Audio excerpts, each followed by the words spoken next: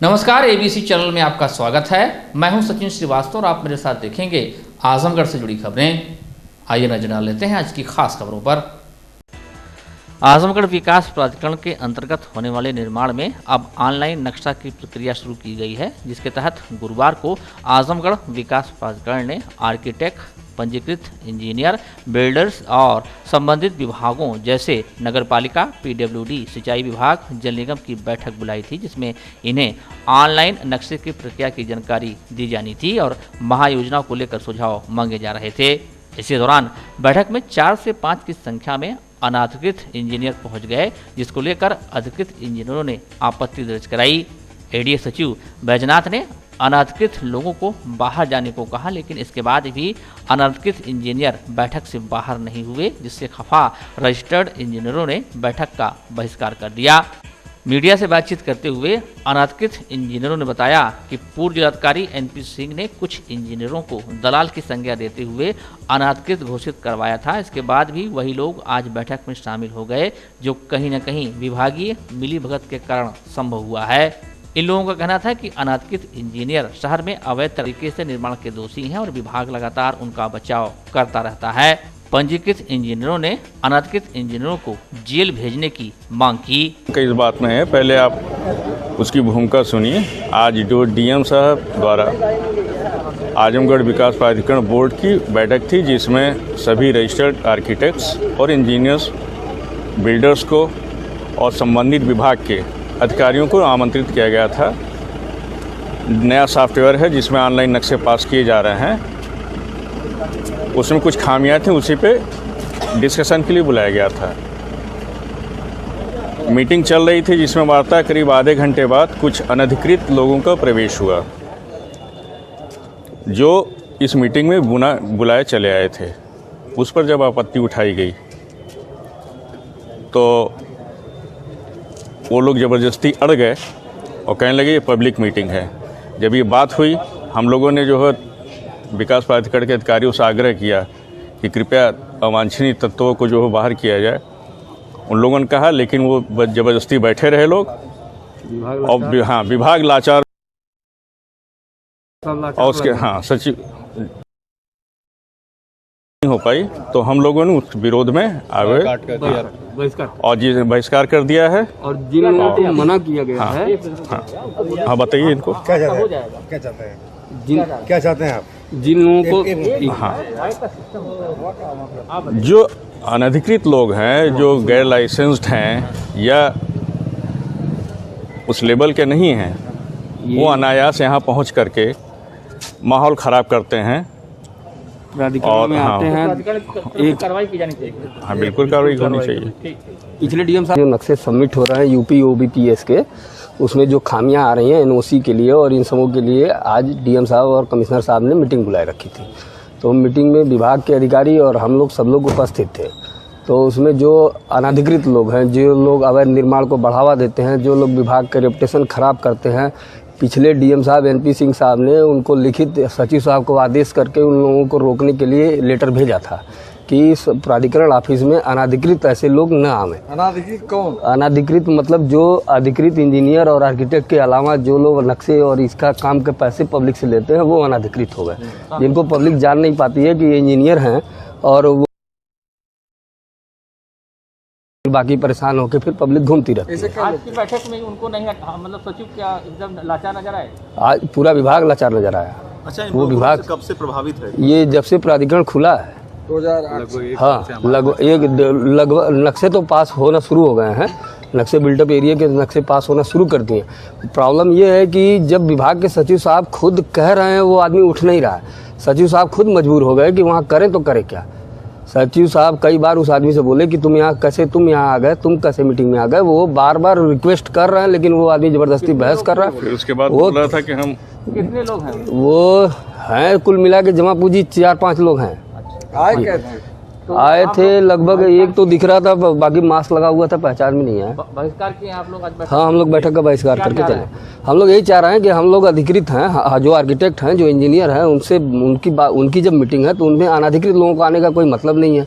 फिर इसके बाद यही अनाधिकृत लोग जाते हैं, पब्लिक को गुमराह करते हैं, पब्लिक से पैसा लेते हैं। कोई कहता है एग्रीकल्चर में पास हो जाएगा, 2 महीने में पास हो जाएगा, यहाँ पास हो जाएगा, लेकिन नक्शा सबमिट अब सबमिट कराता है। सबमिट कराने के बाद इसके बाद पब्लिक, अब बदनाम हम लोग होते हैं, सारे इंजीनियर होते हैं। एडीओ को क्या इनके ऊपर मुकदमा दर्ज कराना चाहिए? एडीए को इनको तुरंत जेल भेज देना चाहिए, ऐसे लोगों को तुरंत जेल भेज देना चाहिए, क्योंकि कहीं ना कहीं विभाग भी जो है इसमें कुछ लापरवाही कर रहा है, या जो भी है, अब कैसे कहा जाए, अब कोई प्रूफ नहीं है, लेकिन कहीं ना कहीं कुछ तो दोष है। जब पिछले डीएम साहब वहीं एडीए सचिव बैजनाथ का कहना है कि बैठक अपने तय समय से हुई, सिर्फ एक व्यक्ति जिस पर आपत्ति थी उस मुद्दे को लेकर तिल का ताड़ बनाया जा रहा है। उनका कहना है कि उनकी ओर से कोई कार्रवाई नहीं की जाएगी। बिल्कुल जो है असत्य है और निराधार है कि बैठक में अराजक तत्व घुस आए जो है, ऐसा कोई अराजक तत्व नहीं घुसा जो है। डिस्प्यूट जो है, जो हमने जो है एक बैठक ऑनलाइन मानचित्रों की प्रक्रिया के जो है जानकारी के लिए, जो उसमें समस्याएं आ रही हैं उनके संबंध में विभागीय अधिकारियों, आर्किटेक्ट और बिल्डर्स के साथ में एक बैठक जो है बुलाई थी जो है, कि उसमें ऑनलाइन नक्शों के निस्तारण में जो समस्याएं आ रही हैं, समयबद्धता का ध्यान रखा जाए, विभागों से जो एनओसी समय से नहीं मिल पाती है उनको बुलाकर सेंसिटाइज किया जाए। इस संबंध में बैठक जो है आयोजित की गई थी, जिसमें बुलाया गया था जो है आर्किटेक्ट जो है और पंजीकृत ग्रेजुएट इंजीनियर जो है, बिल्डर्स जो है, विभागीय जो है अधिकारी जो है, जैसे पीडब्ल्यूडी, बाढ़ खंड जो है, प्रदूषण जो है, सिंचाई जो है, नगर पालिका जो है, इतने लोगों को जो है बुलाया गया था, इस संवर्ग के लोगों को जो है। जो बैठक जो है 11:15 से प्रारंभ हुई जो है, करीब 11:30 पौने 11 से प्रारंभ हुई, 11:30 तक जो है इस पर जो है शांतिपूर्वक जो है विचार विमर्श हुआ तीनों पक्षों से जो है, और अंत में जो है करीब 11:30 या 11:25 के आसपास में जो है मैंने नहीं देखा इस चीज़ को, कौन आकर के मीटिंग में जो है एक व्यक्ति जो पहले यहाँ का डिप्लोमा इंजीनियर जो था, नक्शे बनाता था जो है, प्रभाकर उसका नाम है जो है, वो आकर के मीटिंग के दौरान जो है लेट आवर्स में जो है करीब करीब बैठक की समाप्ति के दौरान आया, तो उसको मैंने नहीं आइडेंटिफाइड किया जो है, वो इन लोगों ने जो है उसको देखा और कहा जो है कि इस बैठक में जो है उसको नहीं बुलाया गया है, सिर्फ बुलाया गया है आर्किटेक्ट को जो है और ग्रेजुएट इंजीनियर्स को जो है, वो जो है अनधिकृत व्यक्ति है, उसको बैठक में नहीं आना था जो है।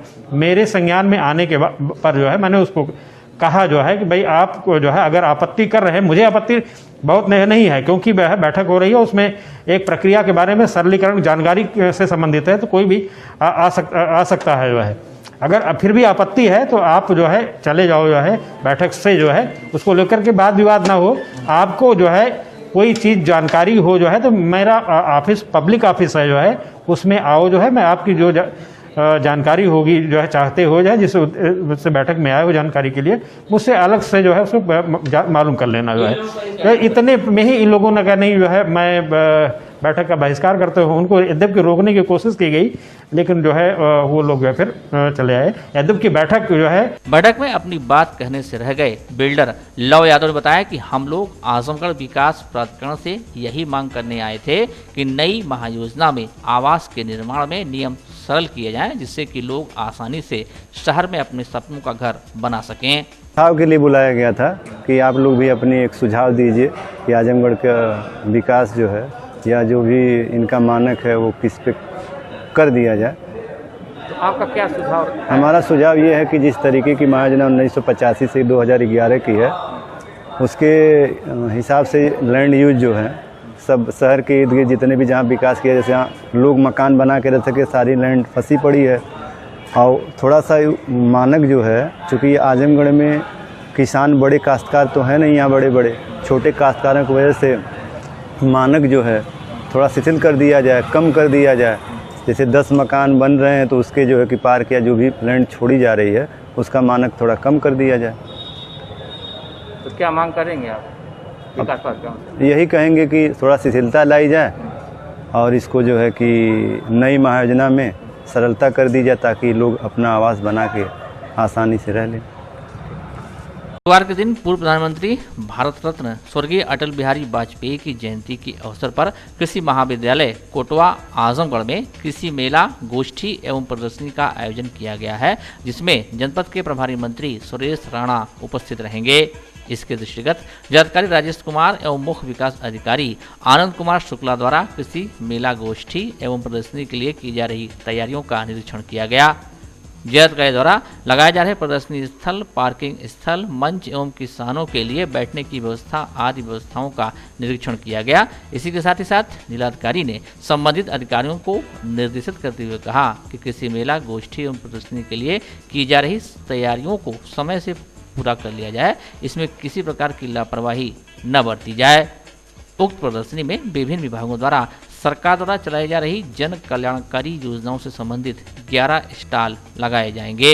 1 घंटा राष्ट्र को एक मुट्ठी समाज को के अभियान के तहत विगत वर्षों की भांति इस वर्ष भी भारत रक्षा दल द्वारा कलेक्ट्रेट चौराहे पर वस्त्र वितरण अभियान का शुभारंभ किया गया, जिसमें सैकड़ों जरूरतमंदों ने अपनी आवश्यकता अनुसार कपड़े लिए।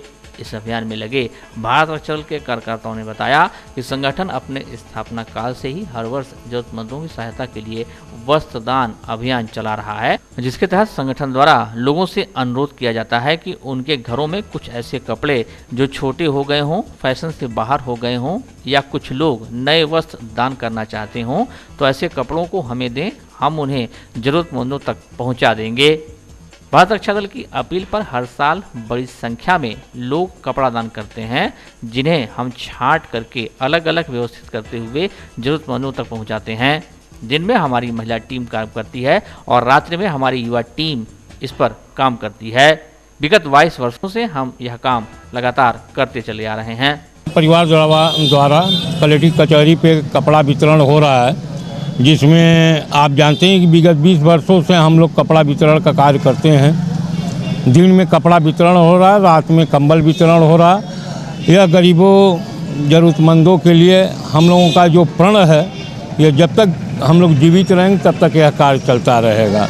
और आप जानते हैं कि भारत रक्षा दल परिवार किसी भी कार्य में पीछे नहीं हटता है। अच्छे कार्यों में, उसी कार्य में आज कपड़ा दान का योगदान चल रहा है। शीतलहर के प्रकोप, कड़ाके की ठंड के दृष्टिगत जिलाधिकारी राजेश कुमार ने गुरुवार को कांसीराम आवास कोलघाट में रहने वाले 108 गरीब परिवारों को कंबल वितरित किया। गरीबों को कंबल वितरण के साथ साथ सरकारी योजनाओं से आच्छादित होने की सभी से उन्होंने तस्दीक भी की। इसी के साथ ही उन्होंने समस्त उप जिलाधिकारियों को निर्देश दिए कि वे संबंधित तहसीलों में स्थित रैन बसेरों में सभी सुविधाएं सुनिश्चित करें और अपने अपने क्षेत्रों में अलाव जलाते रहें। जरूरतमंदों को चिन्हित कर उन्हें कंबल वितरित कराते रहें। बाबूजी इंजीनियर रामनयन शर्मा जी के देवलोक गमन स्मृति दिवस व पूर्व राष्ट्रपति ज्ञानी जैल सिंह के निर्माण दिवस की पूर्व संध्या पर भगवान विश्वकर्मा पूजन उत्सव व महायज्ञ का आयोजन शहर के सरफुद्दीनपुर स्थित श्री विश्वकर्मा मंदिर परिसर में हुआ। महायज्ञ के उपरांत प्रसाद वितरण व भंडारा मंदिर के सामने स्थित सिंहासनी वाटिका में किया गया। इस दौरान परिसर में श्रम पंजीकरण लाभार्थी शिविर श्रम विभाग की तरफ से लगाया गया। शिल्प अनुसंधान एवं विकास संस्थान व अखंड विश्वकर्मा ब्राह्मण द्वारा निःशुल्क चिकित्सा शिविर भी संपन्न हुआ। महायज्ञ में पंडित लाल बहादुर आचार्य बिहार, पंडित गोपाल शर्मा पांचाल उत्तर प्रदेश अध्यक्ष व पंडित राजकुमार शर्मा, पंडित विनय कुमार ज्योतिषाचार्य वाराणसी व अखंड विश्वकर्मा कल्याण समिति के अन्य आचार्यों द्वारा कराया गया। इस दौरान मुख्य संरक्षक श्यामा प्रसाद शर्मा, पूर्व सहायक बेसिक शिक्षा अधिकारी अमरनाथ शर्मा गुरुजी, डॉक्टर राजेश विश्वकर्मा अधिवक्ता इलाहाबाद उच्च न्यायालय, संयोजक मंडल में वेदेंद्र प्रताप शर्मा पत्रकार, सत्यनारायण सिंह पूर्व प्रबंधक, संजय पांडे प्रांतीय संरक्षक, रजनीश विश्वकर्मा युवा अध्यक्ष, शशिकांत विश्वकर्मा अधिवक्ता, मोनू विश्वकर्मा नगर अध्यक्ष पिछड़ा भाजपा, डॉक्टर जयशंकर मिश्र प्रवक्ता, छवि श्याम शर्मा, कल्पनाथ सिंह पूर्व प्रवक्ता, रामधन शर्मा इंजीनियर, अनुरुद्ध लाल श्रीवास्तव सहित तमाम लोग उपस्थित रहे। कार्यक्रम हम लोग भगवान विश्वकर्मा पूजनोत्सव, महायज्ञ और भंडारा का आयोजन किए हैं और ये बाबूजी पंडित इंजीनियर रामनयन शर्मा जी के देवलोक गमन दिवस के अवसर पर यह बृहद कार्यक्रम रखा गया है और इसमें पूर्व राष्ट्रपति ज्ञानी जैल सिंह जी के निर्वाण दिवस के एक दिन पूर्व रखा गया है, तो उनका भी निर्वाण दिवस हम लोग आज ही मना ले रहे हैं। और बाबूजी इंजीनियर रामनियन शर्मा जी, जिन्होंने अपना पूरा जीवन समाज में लगाया है, और उनके निर्वाण दिवस पर, उनके देवलोक गमन दिवस के अवसर पर आज हम सब लोग यह बृहद कार्यक्रम आयोजित किए हैं। इसमें श्रम विभाग द्वारा पंजीकरण शिविर और ज़्यादा से ज़्यादा लाभार्थी लोगों का शिविर और सभी लोगों के लिए भंडारे की व्यवस्था, और सभी श्रद्धालु गण आज जो है उत्सव के रूप में यह अवसर मना रहे हैं। इस तरह से एक महान विभूति के पुण्यतिथि के अवसर पर हम लोग उत्सव मना रहे हैं। यह कार्यक्रम एक उत्सव के रूप में हो रहा है। इस तरह का आयोजन में हम सब लोग एकत्रित हैं। पूर्व केंद्रीय वित्त राज्य मंत्री व राज्यसभा सांसद शिव प्रताप शुक्ला ने दिल्ली में चल रहे किसान आंदोलन पर सवाल खड़ा करते हुए तमाम आरोप लगाए। इसे विपक्षियों की राजनीति व कुंठा का परिणाम बताया। उन्होंने कहा कि किसान आंदोलन के नाम पर मंडियों के आढ़ती अपने समर्थकों के साथ 5 स्टार सुविधा के साथ आंदोलन चला रहे हैं, जबकि केंद्र सरकार किसानों के हित में तमाम कार्य कर रही है, लेकिन उस पर कभी एक बार भी धन्यवाद तक नहीं कहा। हालांकि आंदोलन के दौरान 33 लोगों की मौत के सवाल पर उन्होंने कोई जवाब नहीं दिया। पूर्व मंत्री ने कहा कि दिल्ली में जो आंदोलन चल रहा है उसमें केवल पंजाब, हरियाणा और पश्चिमी उत्तर प्रदेश के लोग शामिल हैं। पूरे देश में लाखों किसान हैं, लेकिन कहीं कोई आंदोलन नहीं है। दिल्ली में आंदोलन केवल कांग्रेस, टुकड़े टुकड़े गैंग और योगेंद्र यादव जैसे लोगों के द्वारा प्रायोजित कराया जा रहा है। यह लोग कभी किसानों के हित की नहीं सोच सकते, जबकि केंद्र सरकार स्वामीनाथन आयोग समेत तमाम सिफारिशों को लागू कराने में जुटी है जो किसानों के हित में है। खुद कांग्रेस की पूर्व सरकारों ने भी इस तरह के बिल की अनुशंसा की थी, लेकिन आज राजनीति के नाम पर वह इसका विरोध कर रहे हैं। समाजवादी पार्टी के राष्ट्रीय अध्यक्ष अखिलेश यादव द्वारा किसान बिल को अडानी अंबानी के पक्ष में बताने पर उन्होंने कहा कि उनका नाम बार बार उछाला जाता है, लेकिन किसानों से इनका कोई संबंध नहीं है। वार्ता के नाम पर आंदोलनकारी अड़ियल लोग अपनाए हैं कि तीनों बिल को वापस लिया जाए। वह कभी बैठक के दौरान पीठ पर सामने करके तो कभी कोई हरकत करके अपना रुख दिखा रहे हैं। इससे स्पष्ट है कि उनकी एक ही जिद है कि बिल वापस लिया जाए, जबकि सरकार एमएसपी की गारंटी दे रही है और भी अगर कोई उचित मांग है तो सरकार उसको मानने को तैयार है। उन्होंने कहा है कि बिल किसी भी कीमत पर वापस नहीं होगा। कुछ दिन बाद किसान टूटकर खुद अपना आंदोलन वापस ले लेंगे। पूर्व केंद्रीय मंत्री ने कहा कि 25 दिसंबर को अटल जी की जयंती पर एक क्लिक पर 18,000 करोड़ रुपए किसानों के खाते में भेज दिए जाएंगे। किसी आंदोलनकारी ने इस पर कुछ नहीं कहा। यूरिया खाद सरकार उपलब्ध करा रही है। नीम कोटेड यूरिया से किसानों को कितना फायदा हुआ है इस पर भी कोई नहीं बोल रहा है। प्रेस वार्ता के दौरान पूर्व मंत्री ने कहा कि पिछले विधानसभा चुनाव में जहां जहां बीजेपी चुनाव हारी है उसकी समीक्षा करके कारण का पता लगाकर उसको दूर किया जाएगा। यहाँ पर स्थानीय संगठन में कार्यकर्ताओं में असंतोष व गुटबाजी पर उनका कहना था कि वह अभी आए हैं, ज़्यादा जानकारी नहीं है। ऐसा नहीं होना चाहिए। अगर ऐसा है तो उसे पता लगाकर समस्या को दूर किया जाएगा। वहीं ग्राम पंचायत चुनाव में बीजेपी के लड़ने को लेकर कहा कि जिस प्रकार से जम्मू कश्मीर में गुपकार अलायंस को बीजेपी ने कड़ी टक्कर दी है और सबसे बड़ी पार्टी के रूप में बीजेपी वहां उभरी है, कुछ इसी तरह की रणनीति ग्राम पंचायत चुनाव में भी अपनाई जाएगी, जिसका खुलासा बाद में किया जाएगा। हम लोग जहां भी जा रहे हैं, चूँकि देश में कि पार्लियामेंट में पिछली बार जो है 3 कृषि बिल किसानों के हित के लिए लाए गए थे, जो निश्चित ही किसान को लाभप्रद स्थिति में रखेंगे, जिसकी मांग पिछले 20 वर्षों से चलती चली आ रही थी। लेकिन कुछ लोग ऐसे हैं जो इसका विरोध कर रहे हैं। थोड़े से ही लोग हैं, पंजाब के हैं, हरियाणा के हैं और कुछ पश्चिमी उत्तर प्रदेश के हैं। इसके साथ ही साथ विपक्षी दल जैसे कांग्रेस इत्यादि है, वह भी इनके विरोध में है। तो जगह जगह जा कर के किसान बिल के फ़ायदे को भी हम लोगों ने बताया है। इसी संदर्भ में अटल बिहारी वाजपेयी जी के सुशासन दिवस पर पूरे देश में प्रत्येक ब्लॉक केंद्रों पर कार्यक्रम किया जाएगा। आदरणीय प्रधानमंत्री जी कल 12 बजे किसानों को संबोधित भी करेंगे। उसके पहले शासकीय कार्यक्रम रहेगा। हम लोग भी जा करके इस बिल के संदर्भ में पूरी नहीं, लेकिन क्या क्या दिए हैं किसान को बिल के संदर्भ में माननीय प्रधानमंत्री जी बताएंगे, लेकिन अन्न के संदर्भ में हम लोग बताने का काम करेंगे। आप ये जो टुकड़े टुकड़े गैंग के लोग हैं, ये जा करके वहाँ ढपली बजाते हैं और ढपली बजा करके जो हो वही काम कर रहे हैं जो शाहीन बाग के साथ हुआ था। वही वो लोग हैं जो शाहीन बाग के समय थे।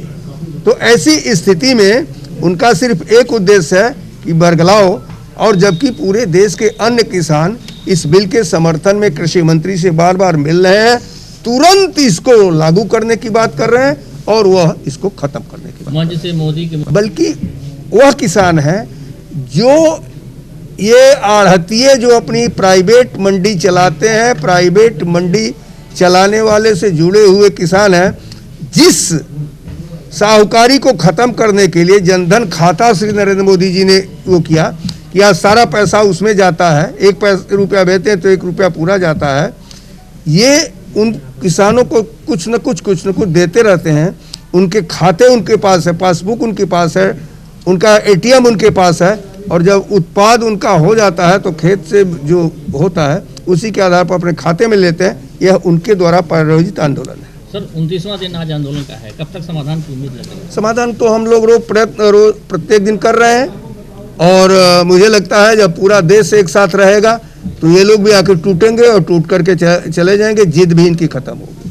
तो आंदोलन किसी कीमत पर वापस नहीं होना, और ये बिल वापस नहीं होगा किसी कीमत पर? बिल किसी भी स्थिति में वापस नहीं होगा। हम वार्ता के लिए बना रहे हैं। बिल में कोई संशोधन हो तो आकर के वो बताएं, हम संशोधन करने के लिए तैयार हैं। अग्रवाल युवा समाज आजमगढ़ द्वारा अखिल भारतीय अग्रवाल युवा सम्मेलन के प्रदेश अध्यक्ष उत्तम बंसल का आजमगढ़ जनपद में प्रथम आगमन पर भव्य स्वागत समारोह श्री अग्रवाल धर्मशाला पुरानी कोतवाली पर किया गया। स्वागत समारोह को संबोधित करते हुए प्रदेश अध्यक्ष अखिल भारतीय अग्रवाल सम्मेलन पूर्वी उत्तर प्रदेश उत्तम बंसल ने कहा कि आपसी समन्वय और सामंजस्य से हम समाज को राष्ट्र की मुख्य धारा से जोड़ने का काम करेंगे। देश को आर्थिक रूप से मजबूत करने में 25% से ऊपर की भागीदारी हमारे समाज की है। अब समय की मांग है कि हम एकजुट होकर समाज को मजबूत करते हुए अपनी राजनीतिक भागीदारी की मांग को सबके सामने रखें। हम अपने बड़ों का सम्मान करते हुए अपने अनुभवों का लाभ लेते हुए आगे जन चेतना जगाने का कार्य करें। सभी को समाज के उद्देश्य से सामाजिक भागीदारी के बारे में बताएं। कार्यक्रम का शुभारंभ अग्रोहा नरेश श्री अग्रसेन महाराज जी के चित्र के सम्मुख दीप प्रज्वलित कर किया गया। सभी आमंत्रित अतिथियों को अनुरोध स्मृति चिन्ह देकर सम्मानित किया गया। कार्यक्रम में पूर्व जिला अध्यक्ष भाजपा जयनाथ सिंह की गर्मामयी उपस्थिति बनी रही। उन्होंने साफा पहनाकर उपस्थित अतिथियों का स्वागत सम्मान किया। इस अवसर पर हर्ष अग्रवाल पूर्वी उत्तर प्रदेश अध्यक्ष अखिल भारतीय अग्रवाल युवा सम्मेलन, सचिन अग्रवाल कार्यकारिणी सदस्य श्री अग्रवाल सभा फैजाबाद, अंशु अग्रवाल कार्यकारिणी सदस्य श्री अग्रवाल सभा फैजाबाद, अनुराग अग्रवाल कार्यकारिणी सदस्य श्री अग्रवाल सभा, सुनील अग्रवाल, निखिल अग्रवाल, विवेक अग्रवाल, हर्षित अग्रवाल, दीपक अग्रवाल, नवीन अग्रवाल, नितेश अग्रवाल, अर्पित अग्रवाल सहित तमाम लोग उपस्थित रहे। सम्मेलन द्वारा पूर्वी उत्तर प्रदेश के पूर्वी अध्यक्ष के रूप में मुझे यहाँ पे कार्य करने के लिए मेरे अंदर में 25 से 26 ज़िले आते हैं। पूर्वांचल को मजबूत करने के लिए और अपने अग्रवाल सम्मेलन को मजबूत करने का गोपाल शरण गर्ग जी द्वारा दिया गया है, जो हमारे राष्ट्रीय अध्यक्ष हैं। और हमारा प्रथम प्रयास है कि हम अपने अग्रवाल समाज को मजबूत करें और बहुत ही ऊंचाई पे ले जाएं और सम्मान के साथ उनका जीवन यापन होता रहे। हमारा अग्रवाल समाज को यही संदेश है कि एकजुट होकर कार्य करें। समाज में अग्रवालों का स्थान बहुत ऊंचा है। समाज में अग्रवालों का स्थान बहुत ऊंचा है और समाज के लिए बराबर कार्य करते रहें, जिससे कि हमारे से नीचे या ऊपर के लोग जो जिनको हमारी आवश्यकता है, हम उनके कार्य की पूर्ति करते रहें। हम अपने सहयोगियों से कहते हैं निरंतर आप समाज की सेवा करें और समाज की सेवा करने से बड़ा पुण्य कोई कार्य। घिनापुर में नगर खरियानी रोड स्थित सूर्यनाथ सिंह स्मारक महाविद्यालय के तत्वाधान में मिशन शक्ति अभियान के उपरांत समान ज्ञान प्रतियोगिता का आयोजन संपन्न हुआ था। गुरुवार को प्रतियोगिता के विजेताओं को मुख्य अतिथि एसडीएम प्रियंका प्रियदर्शनी ने सम्मानित किया। प्रतियोगिता में प्रथम स्थान प्राप्त करने वाले अमित मौर्य, द्वितीय स्थान प्राप्त करने वाली कंचन मौर्य और तृतीय स्थान पर रहे अरुणम को मुख्य अतिथि ने सम्मानित किया। इस दौरान महाविद्यालय की प्राचार्य डॉक्टर प्रतिमा सिंह ने मुख्य अतिथि को स्मृति चिन्ह भेंट कर सम्मानित किया। समारोह को संबोधित करते हुए उप जिलाधिकारी प्रियंका प्रियदर्शनी ने छात्र छात्राओं को लक्ष्य की प्राप्ति हेतु गुरु मंत्र प्रदान किए। व्यक्तिगत सफलता की प्राप्ति के प्रति छात्र छात्राओं को प्रेरित करते हुए उन्होंने कहा कि समाज की प्रगति व उत्थान में भी हमें अपनी भागीदारी सुनिश्चित करनी होगी, तभी हमारा जीवन सार्थक साबित हो सकेगा।